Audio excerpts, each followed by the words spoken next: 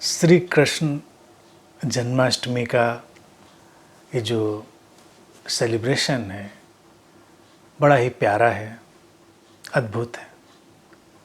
भारत एक उत्सवपूर्ण देश रहा है। यहाँ हमने गुरुओं के आसपास उत्सवों की ऐसी श्रृंखला निर्मित की है कि कई बार आश्चर्य होता है कि जीवन को इतना सेलिब्रेट करने वाला ये देश रहा है। कृष्ण का जीवन अपने आप में हमारे सबके लिए उदाहरण भी है और जीवन में ही उनकी सारी देशना भी है, उनकी टीचिंग भी है। कृष्ण ने कभी भी ये नहीं चाहा कि व्यक्ति जीवन से विमुख होकर, जीवन से अलग होकर किसी साधना में उतरे। इसीलिए इस देश ने कृष्ण को पूर्ण योगी कहा, जबकि वो कभी भी जीवन से अलग थलग नहीं दिखाई देंगे। उनके जीवन का जो वर्णन किया गया है उसमें ऐसा कहीं नहीं है कि वो कहीं जंगलों में, हिमालय में जाकर योग साधना कर रहे हैं। वो हैं योग में, जीवन के योग में हैं, वो परिपूर्ण योग में हैं, इसीलिए वो पूर्ण योगी हैं। कृष्ण का यही अनूठापन भारत को हमेशा आंदोलित करता रहा है। और जन्माष्टमी का ये जो पर्व आता है, इसमें भी इतने रहस्य और इतने प्यारे प्रतीक छुपे हुए हैं कि उनको देखना भी व्यक्ति के लिए एक अपने भीतर उतरने का माध्यम बन जाता है।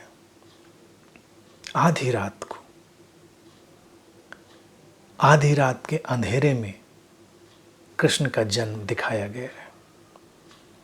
जेल में इतनी कठिनाइयों के बीच में ये मनुष्य के भीतर चेतना के नए सूरज के उगने का एक प्रतीक है। क्योंकि मनुष्य का जीवन ऐसा ही है, अंधेरे में घिरा हुआ, अज्ञान का अंधेरा उसको हमेशा घेरे हुए है। और जेल में किसी को डालने की ज़रूरत नहीं है, हर कोई जेल में ही है। धारणाओं की जेल, मान्यताओं की जेल, अपने अपने विचारों की जेल, अपनी सीमाओं की जेल, ये सब उसके भीतर चलता हुआ एक कार्य व्यापार है। कृष्ण के जन्म की घटना ये इशारा करती है कि इसी सारे फैलाव के बीच, इसी सारे जीवन के चक्र के बीच कभी कभी ऐसा होता है कि किसी के भीतर उस कृष्ण चेतना का आगमन होता है, उसका जन्म होता है। और फिर जब ऐसा जन्म घटता है तो वो जीवन को अनेक अनेक परिवर्तनों से, रूपांतरणों से लेकर आगे बढ़ता है। कृष्ण के जन्म के पीछे छुपे हुए यही प्रतीक है। उनको हम बाहर कहानी की तरह देखें तो भी खूबसूरत हैं, उनको भीतर की कहानी की तरह देखें तो भी खूबसूरत है। और भारत की ये जो कहने की परंपरा है मुझे हमेशा आश्चर्यचकित करती है कि इतनी मल्टी लेयर्ड है।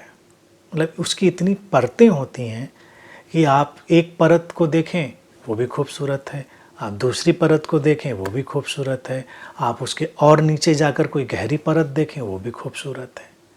तो जब यहाँ पर गुरुओं के बारे में, हमारे ऐसे रहस्य से भरे हुए जो गुरुओं का आना हुआ, उनके बारे में भारत जब भी कोई बात कहता है तो मल्टी लेयर्ड स्टोरीज़ के रूप में, परत दर परत कहानी के रूप में। और कृष्ण के जीवन में ये कहानियाँ हमेशा साथ साथ चलती हैं, चाहे उनके जन्म की कहानी हो, चाहे उनके बचपन की कहानी हो, उनके युवावस्था की कहानी हो, यहाँ तक कि महाभारत के युद्ध की कहानी हो।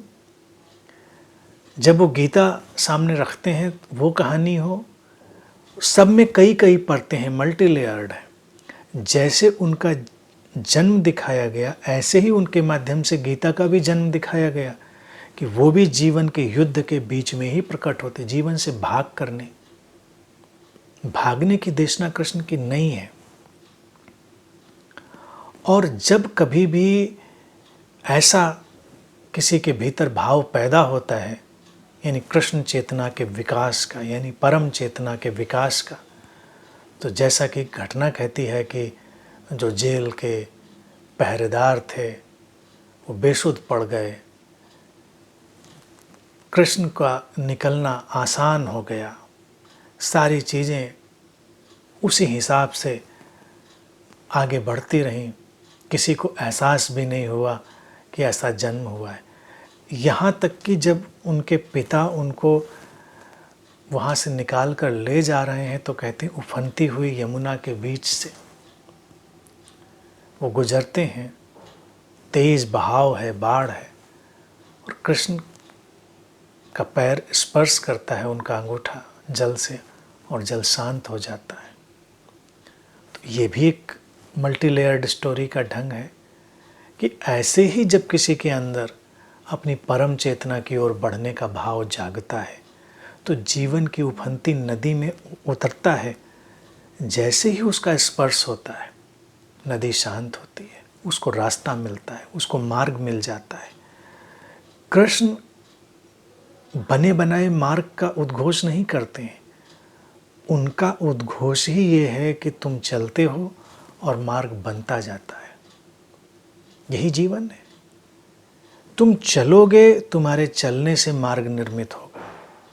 साधना के जितने भी ढंग हैं वो तुम्हारे लिए खुलेंगे, तुम्हारे ऊपर प्रकट होंगे। और जीवन का कहीं भी तनिक भी अस्वीकार नहीं। अस्वीकार से अगर जाएंगे तो कृष्ण तक कभी नहीं पहुंचेंगे। कृष्ण तक पहुंचने का एक ही माध्यम है, जीवन का पूरा अंगीकार, जीवन का पूरा स्वीकार, और उस पूरे स्वीकार में पूरी तरह जाग कर जीना। जब इस तरह से पूरी तरह जाग कर जिएंगे तो कृष्ण की जो संभावना है हमारे भीतर प्रकट होने लगेगी। तो कृष्ण को भारत ने ऐसे दिखाया कि वो बाहर की घटना अगर वैसे देखें तो खूबसूरत है, लेकिन वो सबके भीतर की घटना है। कृष्ण संभावना है प्रत्येक व्यक्ति की, वो प्रत्येक व्यक्ति के भीतर जन्मता है और ऊंचाई पर उठता है। तो जीवन का, जैसा कि कृष्ण ने कहा कि स्वीकार करना है पूरा, भागना नहीं है जीवन से। भागोगे तो फिर कृष्णमय नहीं होगे। कृष्णमय होने के लिए किसी अलग रंग ढंग की ज़रूरत नहीं कि तुम अलग कपड़े पहनो, अलग तरह का कोई वेश बनाओ, अलग तरह का कोई मंत्र जपो। हालांकि तुम देखो कृष्ण के नाम पर भी यही सब चलता है, कृष्ण भक्ति के नाम पर भी वही चलता है। कृष्ण कभी भी जीवन से अलग होने की शिक्षा नहीं देते, वो जीवन के साथ चलने की शिक्षा देते हैं। और वो कहते हैं कि जब तुम अपने भीतर उस चेतना को जन्म देने की तैयारी करोगे, सारे संघर्षों, कष्टों, असुविधाओं, विपरीतताओं, असुरक्षाओं के बावजूद, तो ये जेल टूटेगी, उससे तुम्हारी मुक्ति होगी। ये जो जेल जीवन की बन गई है, धारणाओं, मान्यताओं, विश्वासों और तमाम तरह के आयोजनों की जेल, उससे मार्ग निकलेगा, उससे एक रास्ता फूटेगा। और जो ये आधी रात गहरा अंधेरा है जीवन का, वो भी टूटेगा, नई सुबह होगी। तो कृष्ण जन्म जीवन की नई सुबह का जन्म है, वो बाहर किसी व्यक्ति का जन्म नहीं है। जब भी किसी व्यक्ति के भीतर नई सुबह जागती है, चेतना का सूर्य झांकने लगता है, जन्म लेने लगता है, तो वो कृष्ण जन्म है। भारत ने इसी को प्रतीकात्मक रूप से सामने रखा और हम उसका उत्सव मनाते हैं, उसकी तमाम परतों का आनंद लेते हैं। यही इसकी खूबसूरती है।